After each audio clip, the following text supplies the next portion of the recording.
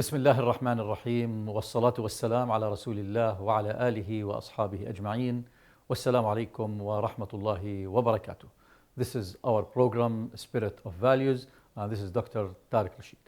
In this episode we will discuss one of the most important, highest values, value of happiness. Happiness could mean different issues to different people. Some people look for happiness as a relative concept. However, we will go together in a very wonderful journey in the journey of happiness, the value of happiness. So let us think first, are you happy? And if you are happy, how would you rate your happiness out of 100? The main idea of this episode is actually to give you the tools, strategies, techniques that will help in the journey for the most highest value, happiness. In Al-Quran, أَمَّا شَقِيٌّ وَأَمَّا سَعِيدٌ. We all look for the overgoing happiness. We start our lives on earth and hopefully to continue happiness on heaven, inshallah. Let's start thinking first from how to help ourselves in gaining the happiness for self, then how to help others to gain happiness. I start with the self triangle. We discussed this triangle in one of the episodes, but in this episode I will use the triangle to check the concept of happiness. Let's draw together the triangle of self.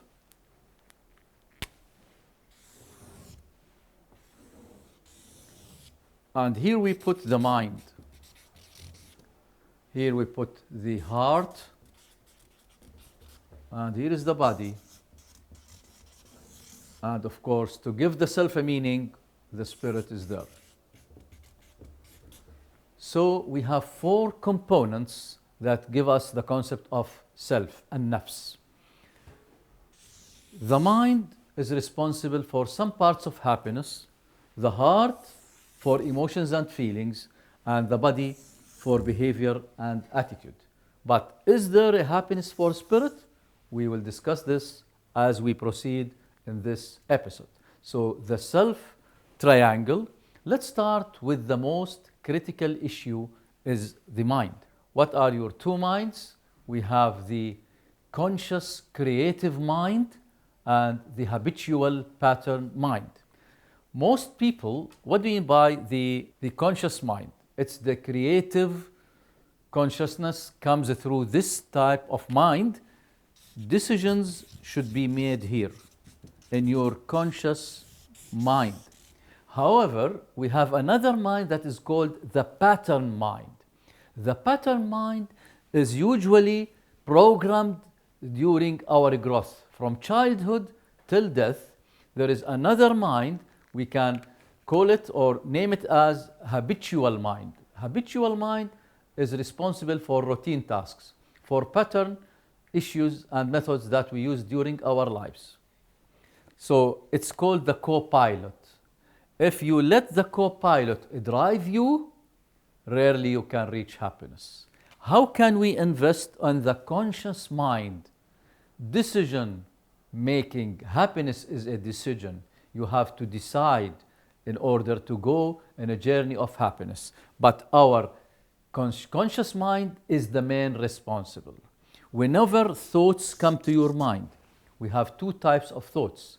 Either positive thought will help you to achieve, or negative thought that will cause some sort of depression and failure to achieve. We start with the mind, then the heart will feel the message, transfer the idea into feelings. So they always said that the heart is considered with the F, the mind with the T. T is the thoughts, F is the feelings. So if you have a negative thought, for sure it will affect negatively your emotions. The body is just responsive to what happens in the mind and the heart. So the body is attitude or the behavior. Some people lack happiness because mainly the idea, they always believe in a negative issue. They expect failure. They expect life is always sad. They don't look for the positive side of life. In such a case, emotions will always be negative. Types of negative emotions: anger, sadness, depression, worry, boredom. All of this will affect our bodies. It has been said in one of the researches in medical sector that 80% of illness comes from the mind. If you have negative thoughts, they will create some sickness and illness in our bodies. So the idea is habitual mind is the co-pilot. Stop it. Think of the creative, conscious mind to give and have a very fruitful, happy life. Over years, the habitual mind is programmed. It starts programming by mothers. Mothers program us as kids. Then as we grow, programming continues from the family, continues from the teachers, the professors at the university, from our culture, from our society. We are programmed during the years. And they found by research at the age of 40, 88% in your mind is pattern, habitual, programmed during the years. We have to start thinking how to be creative in our decisions and lead a happy life. Recreate yourself by reprogramming, please, your mind. Let the mind be programmed positively. We will go through what we call vitamins of happiness. And vitamins here are not the supplements that you buy from the pharmacy. No, vitamins here are managerial, psychological, emotional vitamins. As we grow in our lives, we pass through several ages. And they found, in order to understand the vitamin cycle in our lives, every 7 years, we need a certain vitamin. From birth till death, we need each vitamin to take it in the period of growth. So let's check together what are the vitamins of happiness that will help us grow from childhood into maturity, then into old age and living happiness. What is G? Is God's support. All babies before birth, they are supported by God. Without God's support, we'll never come to life. So we need the G1 vitamin till we are born after 9 months. After this, we start our life on earth. We start with the second vitamin, the P1 vitamin. P1, parents' support. Can you think of a kid can support himself or herself? No way. We need a vitamin to grow, which comes from the parents' support. It's from 0 to 7 years. Every 7 years, we need a certain vitamin for growth that will help us to reach happiness. So P1 is the vitamin supported by parents. Because of this, kids who lost their mothers or their fathers, they lack some part of the vitamin and they will suffer during their lives during growth. F vitamin from 7 to 14. It's the family, fun, and friends. At the age of 7 to 14, we always think life is very easy and we live fun, supported by the family, by our friends. So the F vitamin from 7 to 14. Then at teenagers, we have the vitamin from 14 to 21, which is called the P2 vitamin, which is the peers. As teenagers, we feel freedom with our peers and friends.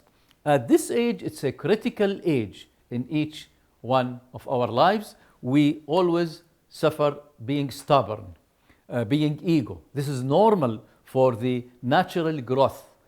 So P2 is peers support.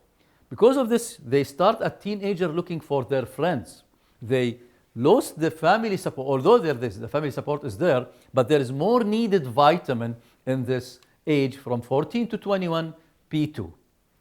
21 to 28 is a very important vitamin. It's the S vitamin, the self-vitamin. Usually at the age of 21, we start thinking, what to study, where to go, what are my strengths, what are my motivators. We start thinking of the self, and it's a normal vitamin. When you start becoming mature at the age of 21, usually we look for the S vitamin. 28 to 35 is a very important vitamin R. Relations, marriage, romance. We start thinking of getting a wife or husband. It's logical to have this vitamin at the age of 28, but you can take it at the age of 15, but this will affect happiness because we lack awareness. So R is the romance vitamin, and usually in the modern world, when do you finish university? Usually at the age of 23, 24, until you work for 3 to 4 years, then you go for the R, relationships, romance, start having a wife and husband, and then getting a family. From 35 to 32 is a vitamin, very important, is vitamin D. Not vitamin D from the sun. No, this is psychological vitamin for growth in happiness. Vitamin D is loving a dependent. We start caring for our kids, our babies, our daughters, our sons. So loving a dependent. Because of this, you will find in the Western countries, when they don't have the vitamin D, they support this by having a dog or a cat, and they give all the money for the dogs even sometimes. So D vitamin is necessary. People who did not bring kids usually suffer missing this vitamin. 40 to 49 is the vitamin, which is vitamin C. But it's not the vitamin C that we need from the lemon and orange. No, it's giving back to community. At this age, we start serving the community. I felt happiness, now I want to help and let my community feel happy. So vitamin C, giving back to community. Then after this, from 49 to 56, come vitamin W, which is giving back to the world. We start thinking international. We start thinking how to serve the world. This is logical vitamins for growth. And from 56 to 63 is the last vitamin. What do you think? The last vitamin we need at this age is G2, which is God, giving to God. So we started by God support, we give back to God. This is the journey of life. We are supported by several vitamins. Each 7 years, we need a specific vitamin to grow actually and get happiness. However, losing the vitamin in the age range I mentioned, you will suffer in the future of your life. So let's understand the vitamins that will help in our happy growth. Let's look for vitamins for happiness. So the first was the vitamins for growth. Vitamins for happiness, we start with A, B, C, D, E vitamins. A, now we are mature, a very important managerial vitamin, awareness. Once you increase your self-awareness, you increase everything. You can get back to an episode in this program discussing the concept of awareness. As much as you are aware, you become more responsible. You will start thinking, using your conscious mind to create happiness. Awareness is happiness. Lack of awareness is lack of happiness. So this is vitamin A. If we go to vitamin B is what we call the balance. Balance means how can I balance the different 4 parts? If I neglect the mind, I will lose. If overestimating the mind, also we have to look for balance. And always a positive sign comes and falls between 2 negatives. The absence or the extreme. The absence or the extreme. So always balance issues. But what will help you to balance your life? Actually, vitamin A. Once you have a good awareness of vitamin A, then you support vitamin B. So thought, feeling, attitude. If vitamin A is very high or high, really vitamin B will increase. So these vitamins are sequential and related in affecting the happiness. lack of vitamin B means you will start suffering from stress, suffering from negative emotions. So never overestimate things, never underestimate things, but balance and let your decision be balanced. And usually there is a questionnaire that will give us the degree of stress that we all suffer from. And even there is a questionnaire for how much can you control anger and manage anger. So let's do together what we call the burnout test. I appreciate to have a paper and pen and answer the following questions I'm going to ask you. And by the end, I will give you what we call the degree of stress and negative emotions you suffer. So we will estimate and give for these questions a mark from 1 to 5.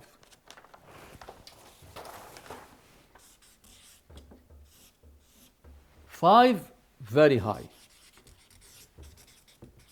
Answering the question always. 4 is less than always, so we can say usually. You give 4 marks. 3, sometimes.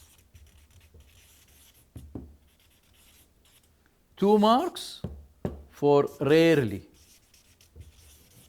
And give 1 mark for never. We have 15 questions.